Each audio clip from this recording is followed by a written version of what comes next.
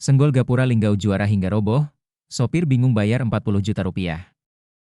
Meo Trisusanto, sopir truk bermuatan kerupuk, menyampaikan pengalamannya setelah kendaraannya menyenggol gapura Linggau juara hingga roboh dan kemudian diminta menyediakan dana jaminan sebesar 40 juta rupiah, Jumat, 16 Januari 2026. Pria berusia 33 tahun itu mengaku tidak pernah membayangkan peristiwa tersebut akan berujung pada persoalan yang membebani dirinya dan keluarga. Peristiwa bermula saat truk yang dikemudikannya membawa muatan kerupuk dan keramik melintas di Jalan Kenanga, lintas Kelurahan Batu Urip, Kecamatan Lubuk Linggau Utara 2, Kota Lubuk Linggau, pada Selasa, 13 Januari 2026, saat melintas, bagian atas muatan truk tersangkut besi mistar gapura Linggau juara sehingga menyebabkan gapura tersebut ambruk.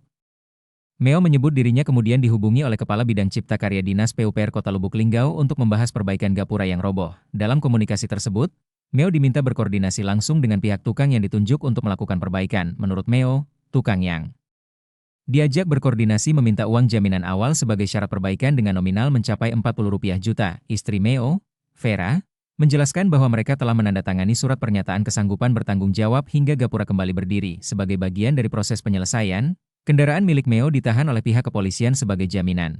Tapi yang kami keluhkan ini untuk menegakkan kembali gapura itu kami dimintai dana, ujar Vera dalam rekaman video yang beredar di media sosial. Facebook, Vera mengungkapkan bahwa permintaan dana tersebut muncul setelah ia dan suaminya dihubungi oleh Kabid Cipta Karya Dinas PUPR Kota Lubuk Linggau untuk melakukan negosiasi langsung dengan tukang. Awalnya negosiasi minta 51 juta rupiah, terus aku minta toleransi. Enggak ada toleransi tuh mas. Ya sudah saya bantu 3 juta rupiah jadi 48 juta rupiah. Ungkap Vera. Ia menambahkan, pada Kamis, 15 Januari 2026, pagi, dirinya kembali dihubungi oleh Kabid Cipta Karya agar proses negosiasi segera diselesaikan supaya persoalan tidak berlarut-larut. Dalam pembicaraan lanjutan tersebut, Vera kembali bernegosiasi dengan tukang bernama Suprinya. Terus negosiasi lagi dengan Mas Suprinya. Mas tukangnya, tanya gimana mas netnya berapa? Terus dijawabnya 40 juta rupiah. Saya belum beri keputusan sampai sekarang, ujarnya. Hingga saat ini, Meo dan istrinya belum memberikan persetujuan karena mengaku kesulitan mencari dana sebesar 40 rupiah juta. Mereka juga menyampaikan keberatan karena kendaraan yang biasa digunakan untuk bekerja masih ditahan sebagai jaminan. Bagi kami 40 juta rupiah itu berat, kami harus cari uang kemana? Kata Vera. Meo menyatakan tetap bersedia bertanggung jawab atas kejadian tersebut, namun berharap adanya keringanan dalam pembebanan biaya perbaikan.